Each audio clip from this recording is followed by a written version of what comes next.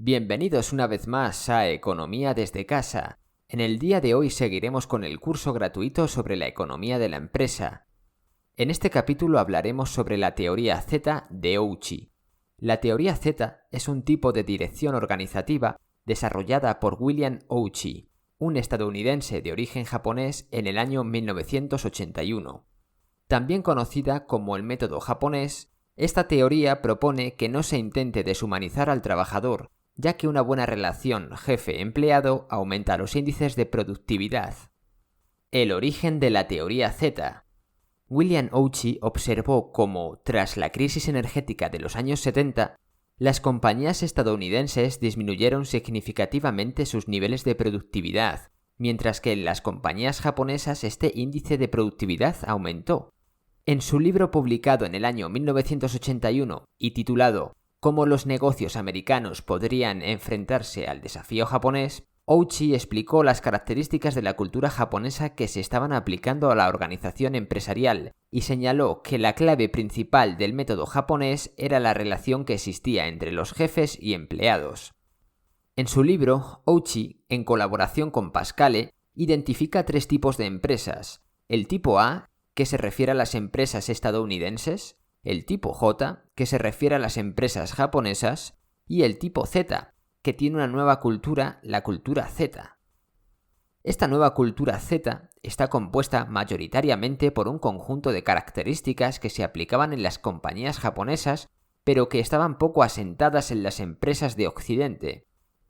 Características de la teoría Z. La cultura Z destaca por ser una cultura que fomentaba la participación de sus trabajadores y por estar basada en las relaciones humanas. Esto hace que se promueva el trabajo en equipo, la confianza y la toma de decisiones colectivas. El principio fundamental de esta teoría es asumir el trabajo como algo natural que debe ser la causa de la motivación y satisfacción. Ouchi sostiene que si se quiere aumentar la productividad de los trabajadores, estos deben amar la empresa y ver reflejados sus valores en la compañía. Para que esto sea posible, Ouchi enumeró las siguientes características que debe tener la cultura Z. 1. Evaluación y promoción lenta. Las grandes organizaciones están conformadas por un gran número de trabajadores normales. Esto hace que, si se quiere conseguir empleados muy bien cualificados en los distintos puestos de trabajo, el proceso de promoción debe ir más despacio. No es necesario que los empleados sean ascendidos a un puesto superior en un corto periodo de tiempo. Al darles más tiempo, tienen la posibilidad de desarrollarse bien y realizar sus tareas con mayor dedicación. Esto conduce a una plantilla estable con empleados leales que tienen la oportunidad de desarrollarse dentro de la empresa a lo largo de su carrera. 2. Control informal. La idea que se tiene del control en las empresas estadounidenses se basa en la búsqueda de culpables y en la asignación de la culpa. Sin embargo, es más eficiente tener controles descentralizados en los que sea el mismo empleado quien asuma el autocontrol, excepto cuando haya un problema que no pueda resolver. En este caso deberá acudir a un superior. 3. Empleo estable a largo plazo. Este factor tiene una gran importancia debido al alto compromiso que genera en los trabajadores. Si estos cuentan con un empleo estable y con seguridad laboral, serán más leales a la empresa ya que se sentirán parte de la organización. 4. Visión total. Tanto el directivo como el empleado deben tener una visión global de la empresa. De esta manera se preocupan más por sus resultados ya que conocen el grado de influencia de sus actividades en el resultado general de la empresa. 5. Toma de decisiones colectiva. Cuando haya que tomar una decisión importante, se debe consultar a la dirección para llegar a un acuerdo y aplicar la decisión tomada. Al implicar a los trabajadores en el proceso de toma de decisiones, se sienten parte de la empresa y harán todo lo que esté en su mano para respaldar la decisión elegida. 6. Rotación laboral. Gracias a la rotación de puestos, los empleados tienen la oportunidad de experimentar todos los aspectos de la organización, aprender más sobre el trabajo de los demás y mejorar sus habilidades. 7. Conciliación de la vida laboral y familiar. Aunque un empleado trabaje durante 8 horas al día, también tiene una vida personal en la que su familia desempeña un rol muy importante. Según la teoría Z, la organización no puede pasar por alto esto. La empresa tiene la obligación moral de prestar atención a la situación personal de sus empleados y proporcionarles apoyo, comprensión y dedicación en situaciones difíciles. Por ejemplo, se puede dar la opción a los empleados a trabajar desde casa en el periodo de vacaciones de sus hijos. 8. Responsabilidad individual.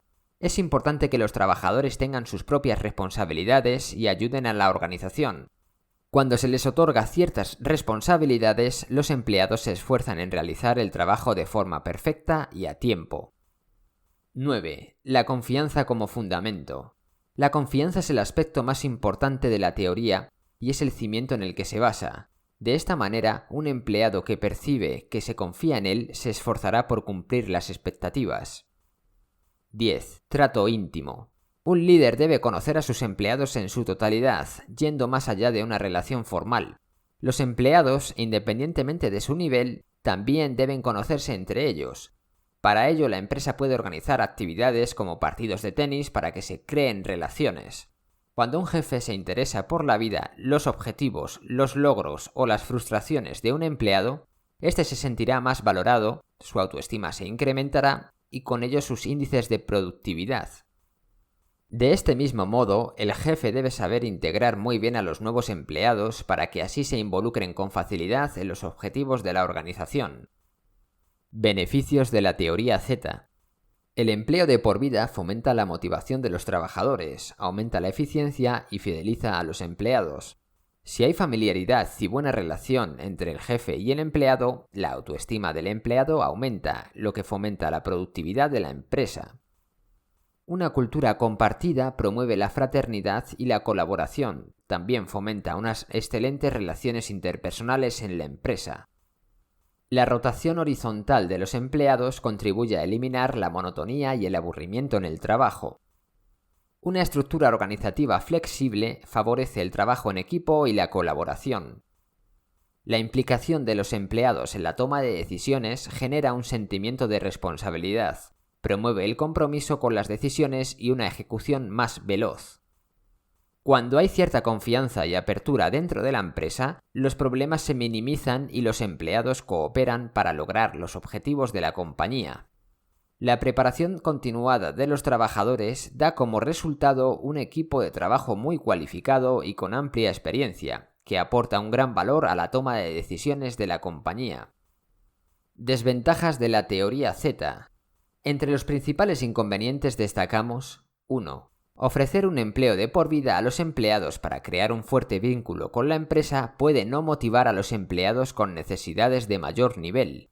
Por otro lado, a los empresarios tampoco les gusta mantener permanentemente a trabajadores poco eficaces. 2. Es muy complicado involucrar a los empleados en el proceso de toma de decisiones. Los trabajadores pueden ser reticentes a participar por miedo a las críticas y por falta de motivación.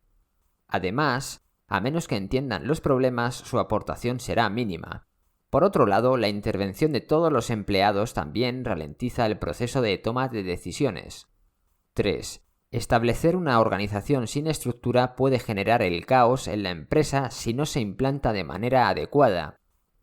4. La teoría Z se basa en gran parte en las normas de gestión japonesas. Estas normas han ido evolucionando a lo largo de los años en función de la cultura japonesa. Por tanto, es predecible que esta teoría pueda no ser aplicable a otras culturas diferentes. Ejemplo de la cultura Z. Los despachos de abogados suelen ser un excelente ejemplo de organización que aplica la cultura Z. En ellos, los abogados con mayor experiencia suelen encargar a los nuevos contratados tareas más sencillas, como buscar nuevos clientes, investigar y recoger información de lugares como los tribunales o las bibliotecas. Además, la estructura de un bufete de abogados implica que un recién abogado salido de la universidad tenga la oportunidad de obtener la condición de socio en el futuro, siempre y cuando siga mejorando sus habilidades. Por último, en estos bufetes también se suele dar una amplia libertad y responsabilidad a los abogados que lo componen. Este es otro de los aspectos claves de la teoría Z. Las diferencias con la teoría Y.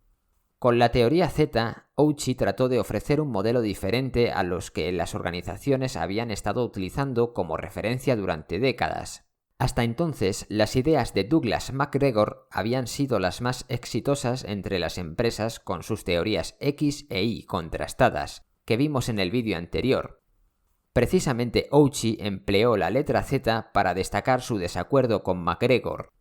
A primera vista, la teoría Y puede parecer bastante similar a la teoría Z en cuanto al grado de positividad, implicación y compromiso motivacional. Sin embargo, se trata de dos modelos diferentes. La mayor diferencia entre ellos está en el liderazgo. La teoría Y, aunque se define por el liderazgo participativo, sigue favoreciendo un estilo de gestión más normal que la teoría Z. En esta última, el poder y la autoridad del jefe emanan directamente del grado de confianza que tienen los empleados en el mismo. Aunque los empleados puedan interferir, un jefe del tipo Y seguirá ejerciendo y tomando decisiones directamente, especialmente en caso de crisis o conflicto.